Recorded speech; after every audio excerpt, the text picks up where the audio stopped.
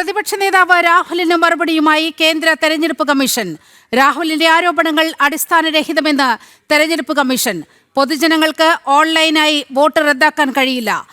രാഹുൽ ജനങ്ങളെ തെറ്റിദ്ധരിപ്പിക്കാൻ ശ്രമിക്കുകയാണെന്നും തെരഞ്ഞെടുപ്പ് കമ്മീഷൻ പറഞ്ഞു. വാർത്തയുടെ സമഗ്ര വിവരങ്ങളുമായി എസ് ശ്രീകാന്ത് ഡൽഹിയിൽ നിന്നും ചേരുന്നുണ്ട്. ശ്രീകാന്ത്, വോട്ട് ചോരി ആരോപണത്തിന് പിന്നാലെ വോട്ട് ഡിലീറ്റ് ചോരി ആരോപണം ഉന്നയിച്ചുകൊണ്ടാണ് ഇന്ന് പ്രതിപക്ഷ നേതാവ് രാഹുൽ വാർത്താസമ്മേളനം നടത്തിയത്.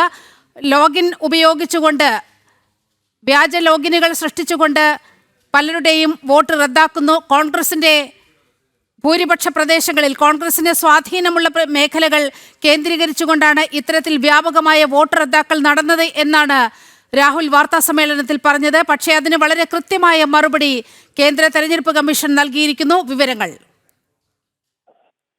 ഈ കേന്ദ്ര തെരഞ്ഞെടുപ്പ് കമ്മീഷൻ രാഹുൽ ഗാന്ധിയുടെ വോട്ട് ഡിലീറ്റ് ചോരിയോട് ഇപ്പോൾ പ്രതികരിച്ചിട്ടുണ്ട്. അതായത് ഫോം 7 ഫില്ലപ്പ് ചെയ്ത് കൊടുത്ത് സ്ക്രൂട്ടണിയൊക്കെ കഴിഞ്ഞതിന് ശേഷമാണ് ഒരാൾക്ക് അയാളുടെ പേര് നീക്കം ചെയ്യാൻ സാധിക്കുക, അല്ലെങ്കിൽ അത്തരത്തിലുള്ള നടപടിക്രമങ്ങൾ പൂർത്തിയാക്കാൻ സാധിക്കുക.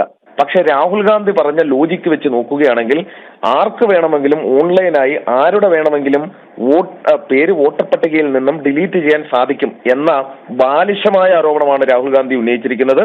കാരണം 6000 ചില്ലുവാനം വോട്ടുകൾ അത്തരത്തിൽ നീക്കം ചെയ്തു എന്നൊരു ആരോപണം രാഹുൽ ഗാന്ധി ഉന്നയിച്ചിരിക്കുന്നു. ഒരു കാരണവശാലും പബ്ലിക്കിന് അല്ലെങ്കിൽ ഏതെങ്കിലും സിസ്റ്റത്തിന് ആ രീതിയിൽ വോട്ട് നീക്കം ചെയ്യാൻ സാധിക്കില്ല എന്ന് തന്നെയാണ് തെരഞ്ഞെടുപ്പ് കമ്മീഷൻ ഇപ്പോൾ പറഞ്ഞത്.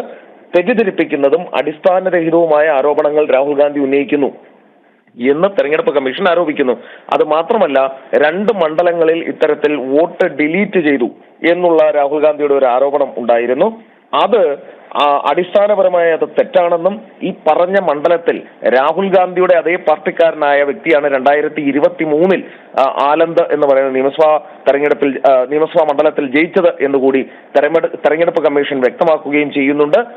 നേരത്തെ ആറ്റം ബോംബ് എന്ന പേര് പറഞ്ഞ് രാഹുൽ ഗാന്ധി എന്താണോ അവതരിപ്പിച്ചത് അതേ കാര്യം, അല്ലെങ്കിൽ അതിനേക്കാൾ വില കുറഞ്ഞ രീതിയിലുള്ള അദ്ദേഹത്തിന്റെ വെളിപ്പെടുത്തലാണ് ഇപ്പോൾ ഹൈഡ്രജൻ ബോംബ് എന്ന രീതിയിൽ വന്നിരിക്കുന്നത്. പക്ഷേ ഇത് നിസ്സാരമായി കാണേണ്ടതല്ല.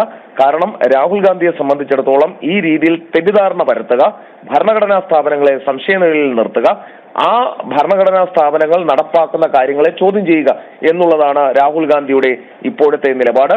ആളുകളെ കൊണ്ട് അത് വിശ്വസിപ്പിക്കുക എന്നുള്ള തന്ത്രവും രാഹുൽ ഗാന്ധിക്ക് ഉണ്ട് എന്ന് വേണം മനസ്സിലാക്കാൻ. സ്വാഭാവികമായും രാഹുൽ ഗാന്ധിക്ക് തന്നെ അറിയാം ഈ രീതിയിൽ ഇത് സാങ്കേതികമായി തെറ്റാണ് എന്നുള്ള കാര്യം. പക്ഷെ അത് ഒരേ കള്ളം തന്നെ പല ഘട്ടങ്ങളിലായി പറയുക എന്ന തന്ത്രമാണ് രാഹുൽ ഗാന്ധി ഇപ്പോൾ പുറത്തെടുക്കുന്നത്. അത് ഈ തെരഞ്ഞെടുപ്പ് കമ്മീഷൻ അടക്കമുള്ള ഭരണഘടനാ സ്ഥാപനങ്ങളുടെ വിശ്വാസ്യത തകർക്കുക ലക്ഷ്യമിട്ടാണ്. തുടർച്ചയായ തോൽവിയിൽ രാഹുൽ ഗാന്ധിയെ സംബന്ധിച്ചിടത്തോളം പിടിച്ചു നിൽക്കാനാകാത്ത അവസ്ഥയാണ് പാർട്ടിയിലും മുന്നണിയിലും ഉള്ളത്. ആ ഒരു പശ്ചാത്തലത്തിൽ രാഹുൽ ഗാന്ധിക്ക് ഇതല്ലാതെ മറ്റു പോംവഴികളില്ല. ശ്രീകാന്ത്, അത് തന്നെയാണ് BJP വക്താവ് അനുരാഗ് ഠാക്കൂർ പറഞ്ഞത്. രാഹുലിന്റെ നേതൃത്വത്തിൽ 90 തെരഞ്ഞെടുപ്പുകളിലാണ് കോൺഗ്രസ് പരാജയപ്പെട്ടത്. ഇതിന്റെ ഒരു ഫ്രസ്ട്രേഷൻ മറയ്ക്കാൻ വേണ്ടി ഇങ്ങനെ തെരഞ്ഞെടുപ്പ് കമ്മീഷനെ നിരന്തരം ആരോപണങ്ങൾ ഉന്നയിച്ചുകൊണ്ട് തെരഞ്ഞെടുപ്പ് കമ്മീഷനെ അപഹാസ്യമാക്കാൻ നടത്തുന്ന ശ്രമങ്ങളാണ് ഈ കാണുന്നതെന്നാണ് BJP അടക്കം പ്രതികരിച്ചത്. മാത്രവുമല്ല, കേന്ദ്ര ആഭ്യന്തരമന്ത്രി അമിത്ഷായും ഇതുമായി ബന്ധപ്പെട്ട് രാഹുലിനെ രൂക്ഷമായി വിമർശിക്കുകയും ചെയ്തിട്ടുണ്ട്. ശ്രീകാന്ത്,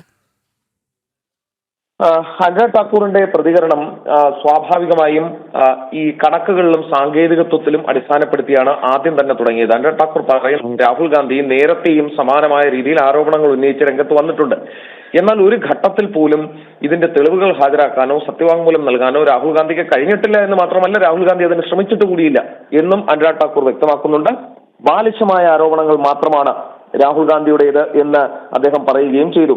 അത് മാത്രമല്ല, അമിത്ഷാ ചൂണ്ടിക്കാണിച്ചത് ഈ വോട്ട് ചോരി എന്ന പേരിൽ രാഹുൽ ഗാന്ധി ഒരു പുതിയ ആരോപണം ഉന്നയിച്ച് ഈ പുറത്തു നിന്ന് വന്നിട്ടുള്ള കുടിയേറ്റക്കാർ, അനധികൃത കുടിയേറ്റക്കാരെ, നുഴഞ്ഞുകയറ്റക്കാരെ വോട്ടർ പട്ടികയിൽ ഉൾപ്പെടുത്താനുള്ള നീക്കമാണ് നടത്തുന്നത് എന്ന് ഇന്ന് അമിത്ഷാ പറഞ്ഞു വയ്ക്കുന്നു. അതായത് രാഹുൽ ഗാന്ധിയുടെ ഈ ആരോപണത്തെ പൂർണ്ണ അവജ്ഞയോടെ തള്ളിക്കളയുകയാണ് BJP. ഒപ്പം തന്നെ ഇനി തെരഞ്ഞെടുപ്പ് കമ്മീഷൻ വിശദമായ മറ്റെന്തെങ്കിലും പ്രതികരണം ഇതിൽ നടത്തുമോ എന്നുള്ളത് കാത്തിരുന്ന് തന്നെ കാണണം. ഈ ഘട്ടത്തിൽ അങ്ങനെ ഒരു പ്രതികരണം ഉണ്ടായിട്ടില്ല. ആകെ ഒരു പത്രപ്രസ്താവന മാത്രമാണ് ഇറങ്ങിയിട്ടുള്ളത്. ഒരുപക്ഷെ തെരഞ്ഞെടുപ്പ് കമ്മീഷനും ഇതിനെ അത്ര ഗൗരവമായി ഇനി കാണുന്നില്ല എന്നുള്ളതാണ് മനസ്സിലാക്കേണ്ടത്. ശരി, ശ്രീകാന്താണ് വാർത്തയുടെ വിശദാംശങ്ങൾ പങ്കുവച്ചത്.